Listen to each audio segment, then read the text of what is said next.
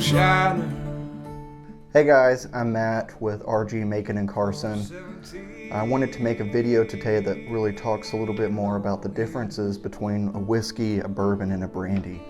Recently we released our apple brandy, and we had a lot of people come up and say, Matt, what's the difference between a bourbon and a brandy?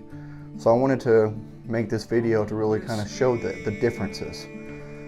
So we'll start with the whiskey. This is the Falling Rock Oat Whiskey. Falling Rock is a distillery that actually produces our apple brandy. They make amazing products, and they have an incredible oat whiskey.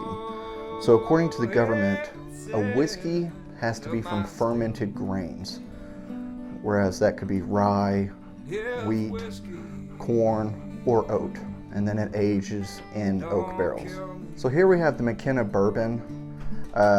A lot of people think that a bourbon has to be made in Kentucky, but that's not necessarily true. Bourbon does, however, have to be made in the U.S. And according to the government, for a spirit to be called a bourbon, it has to be made out of 51% corn.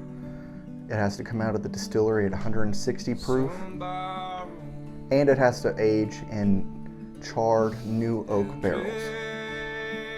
Now we have the brandy, which is my favorite.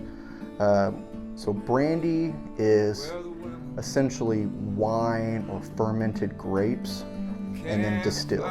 Because of the history of Northwest Arkansas with the Macon Carson distillery in Bentonville in the 1800s, we wanted to use 100% Ozark apples for our apple brandy. Alright guys, well that's basically the differences in the spirits. If you like the video, please hit the like button and share it. But other than that, if you have any questions, feel free to reach out to us. Our website is arkansasapplebrandy.com, and of course Facebook and Instagram is @Macon Carson. Thanks guys. Here's some of the apple brandy. Cheers.